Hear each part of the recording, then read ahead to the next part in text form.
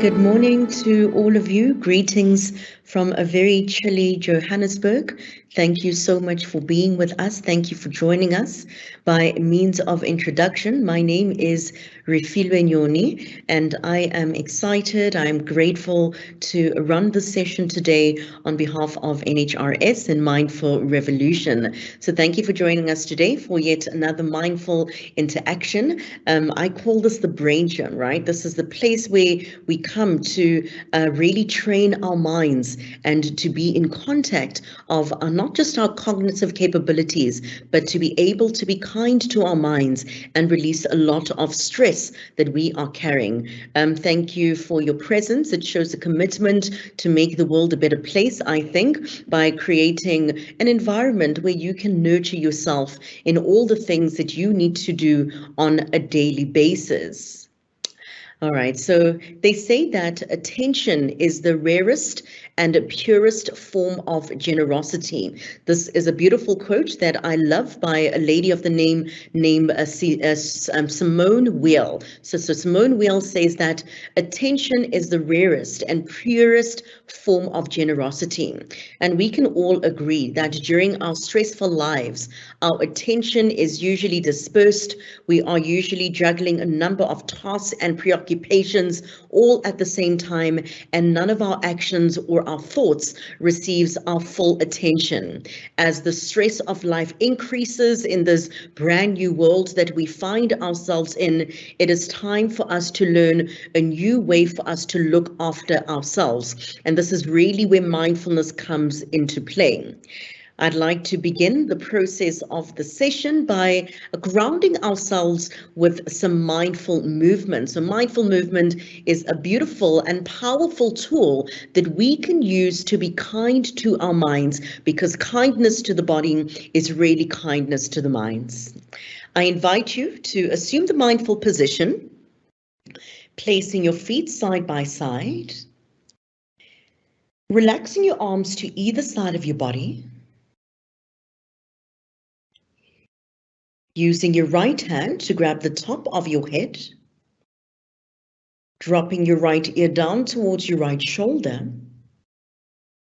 simultaneously reaching your left fingertips down towards the floor.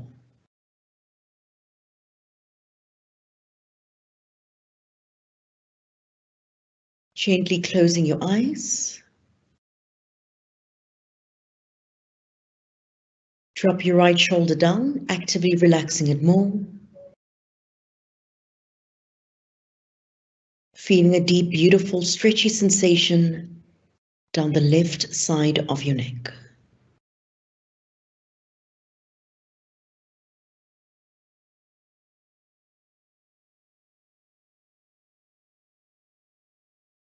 Ensuring that your jaw is relaxed.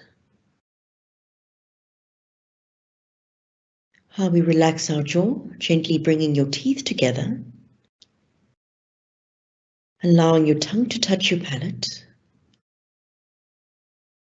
Ensuring that your jaw is not clenched. Just relax with your tongue touching your palate, which gives the same soothing sensations that babies feel when they are sucking their thumb.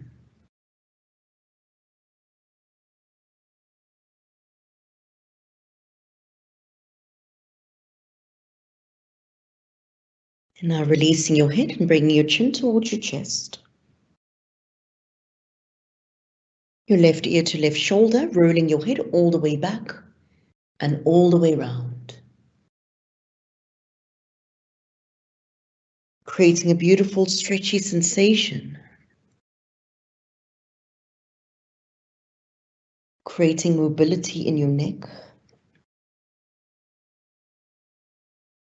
Releasing tension in your body.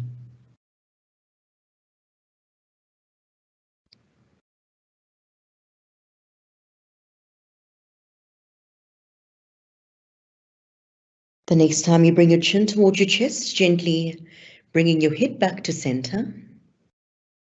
Now using your left hand to grab the top of your head, dropping your left ear down towards your left shoulder, reaching your right fingertips towards the floor,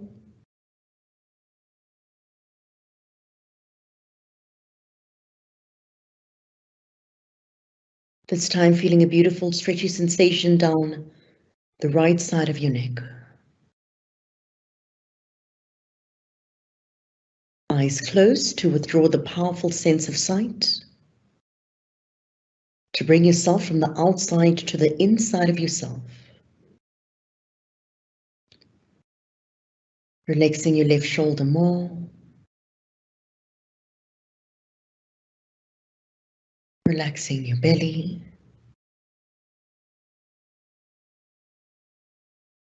Relaxing your jaw.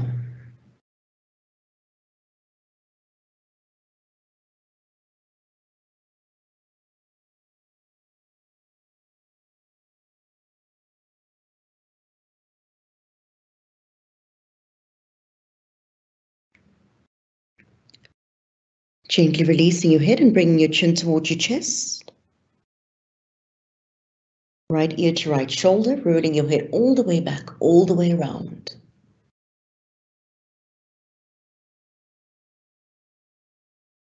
Creating big circular motions using your neck.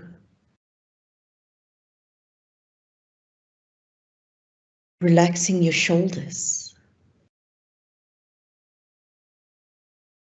Making your movements slow and deliberate. Allowing yourself to feel into every nook and cranny.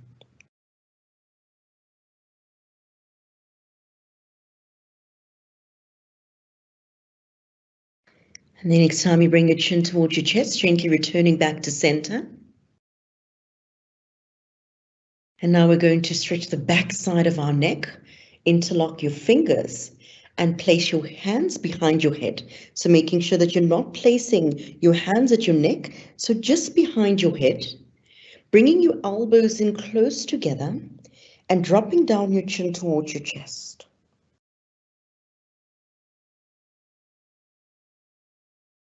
Feel this deep, beautiful, stretchy sensation down the back side of your neck.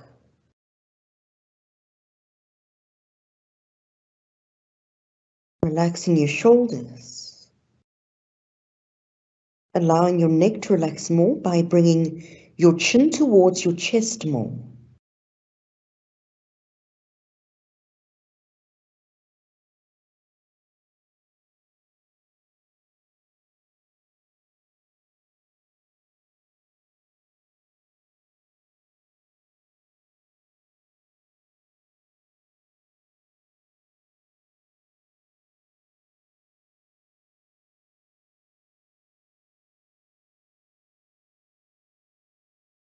Slowly coming back all the way to center.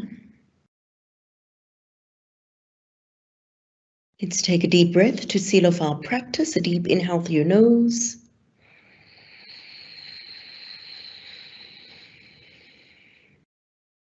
Pause and hold when you get to the top of your breath.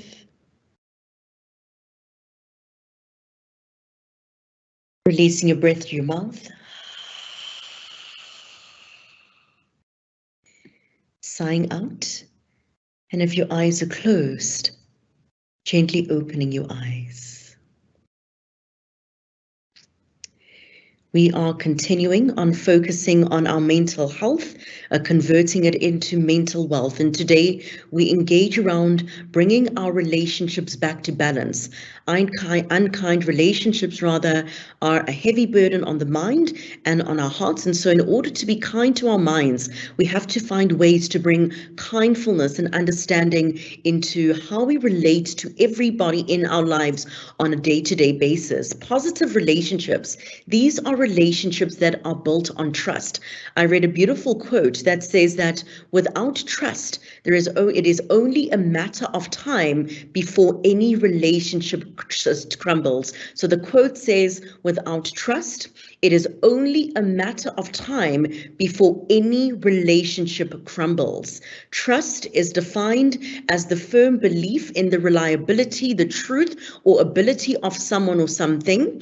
It is the mental state of expecting fairness from the trusted. When we feel unfairly treated and there is a lack of trust, fear arises. And when fear arises, the amygdala, which is the fear center center of the brain that takes over, which means that our higher brain capacities are then constrained.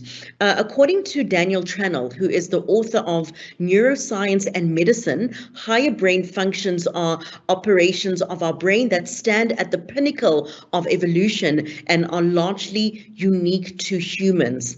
Verbal communication, which is the ability to think in the future and the capacity to hold multiple complex tracks of complex information online at the same time, are examples of higher mental functions that are subserved by various structures in the brain. More than ever before, we need to persuade, we need to inspire, and to motivate good relationships with ourselves and also with others. So creating relationships of trust. Fairness is a primary need for humans, and the brain responds strongly both to perceived fair and unfair situations. In the first instance, in the first case, the brain responds positively to perceived fair situations, and what happens is that the reward centers of the brain starts firing. In the latter case, the brain responds adversely, firing those parts of the brain that respond to threats. And so relating to ourselves and relating well to others is a key component of what it means to be kind to our minds. And so now establishing a relationship of trust with ourselves is a big deposit into our emotional bank account. Now let's take a moment to check in from ourselves. From a scale of 1 to 10, right? What is the level of trust in your life? What is your position when it comes to trust? Do you trust those whom you are meant to trust? Do those who are meant to trust you trust you?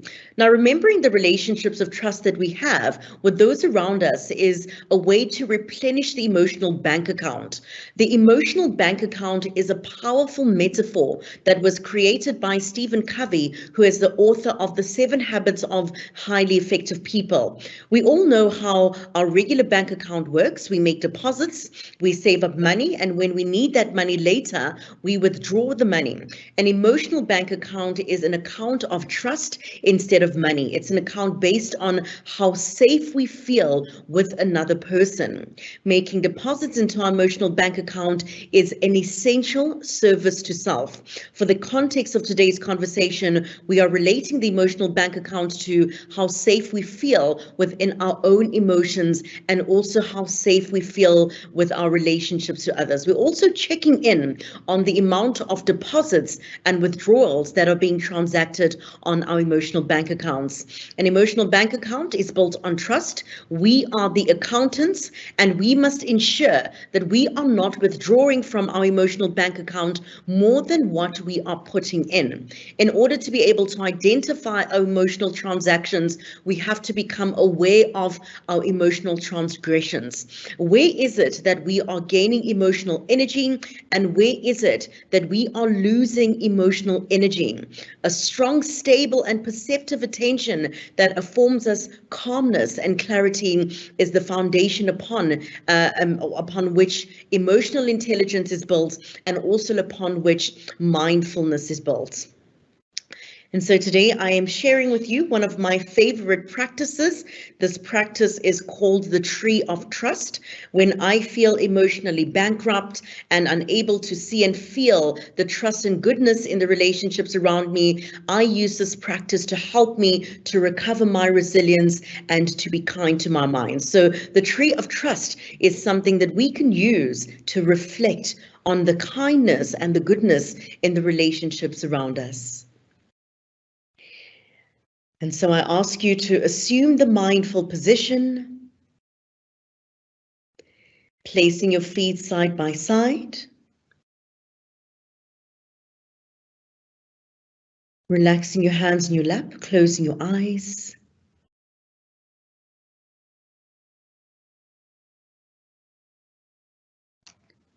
Relaxing your jaw, relaxing your shoulders.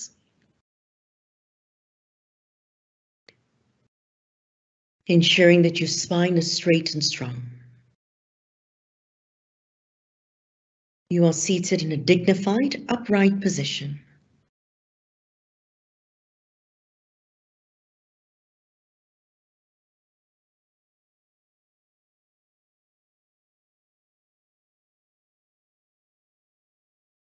Now imagining yourself in beautiful environmental settings.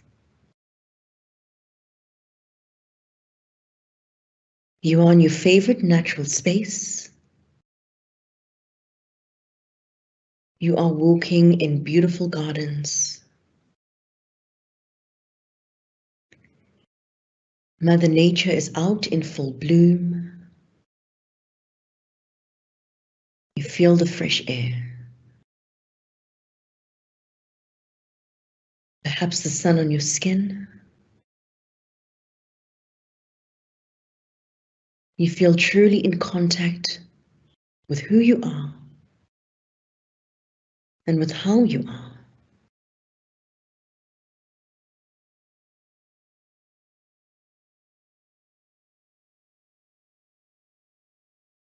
Find yourself walking in this beautiful natural setting, hearing the birds, seeing the flowers, paying attention to the trees.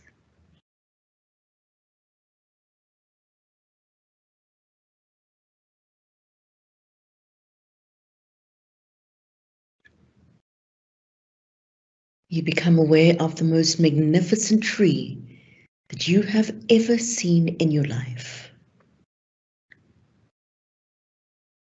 This tree is right in front of you. And as you look up at this tree, you see that there are people there.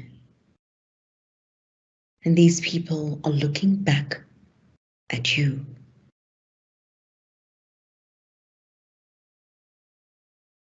Seated right at the top of your tree, in your tree of trust, are the people who have given you confidence. See them looking at you.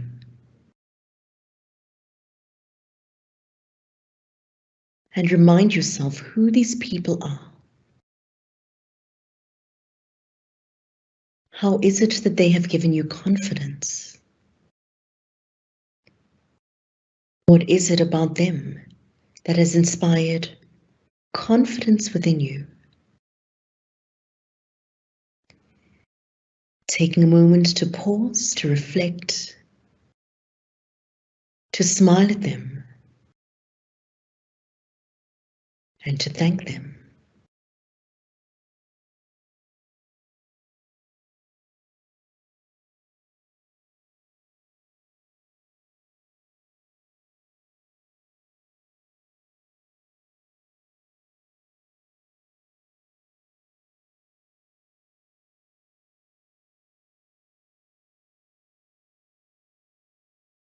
Take a deep inhale.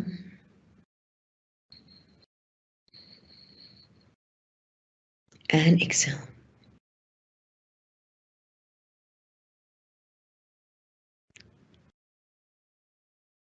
And towards the right of the tree,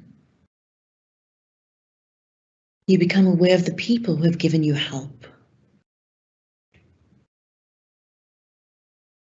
Who are these people in your life who have assisted you in one way or another? Who have deposited into your emotional bank account by ensuring that you are assisted, that you are helped, that you are okay.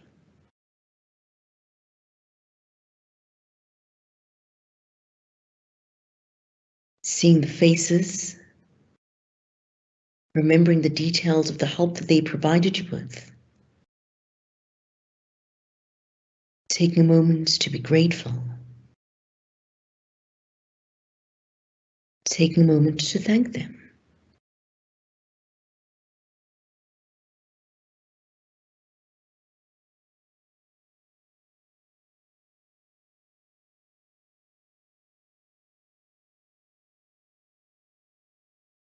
Take a deep inhale.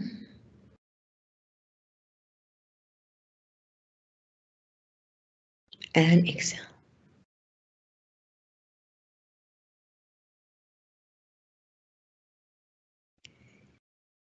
Next to the people who have given you help are those who have offered you guidance.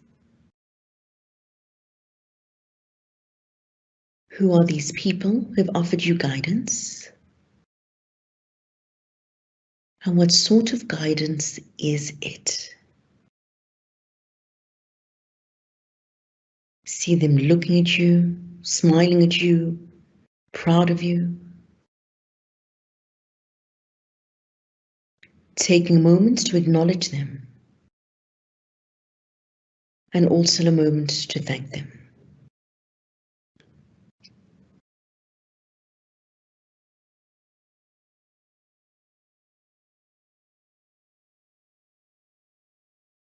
Take a deep inhale.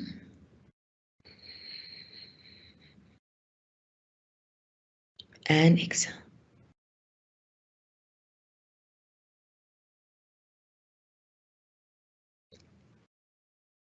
Now on the tree, you see the people who have given you knowledge. People who have given you skills. Who have taught you how to do something. Who have shown you. Who have trained you.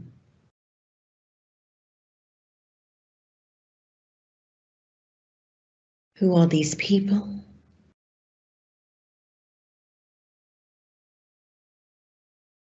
Taking a moment to note what they have done.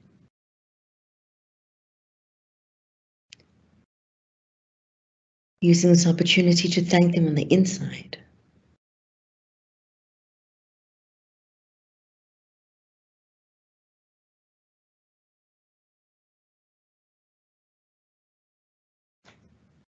Take a deep inhale.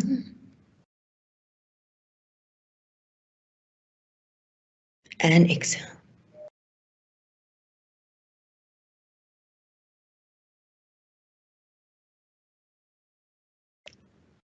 And now we see the people who have given us wisdom.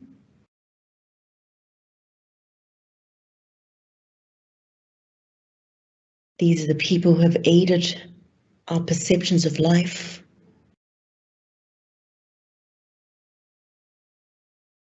Who have shared their lessons, their learnings.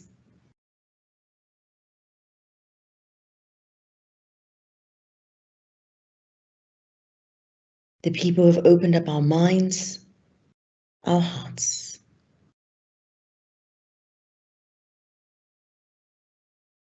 See them looking at you.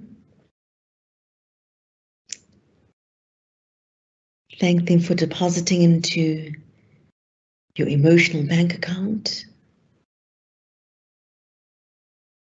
They have been kind to your mind. They've shown you unusual perspectives.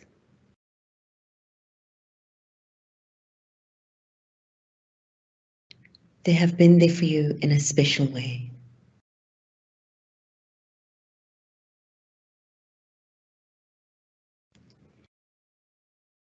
And we now reflect on the people who have given us protection,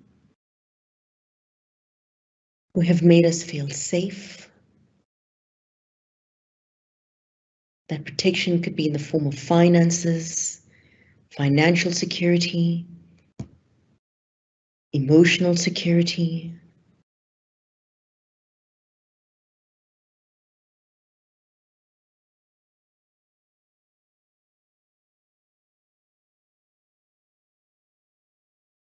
Thanking these people.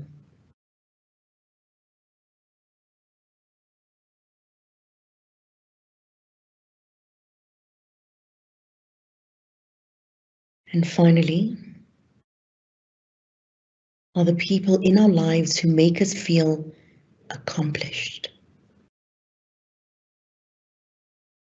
The people in our lives who make us feel successful, who look up to us. Who are those people? And how can you thank them?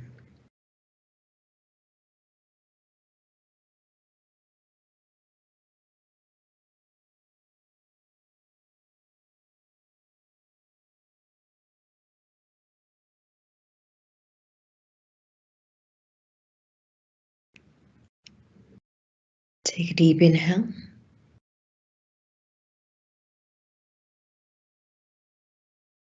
And as you exhale, gently opening your eyes.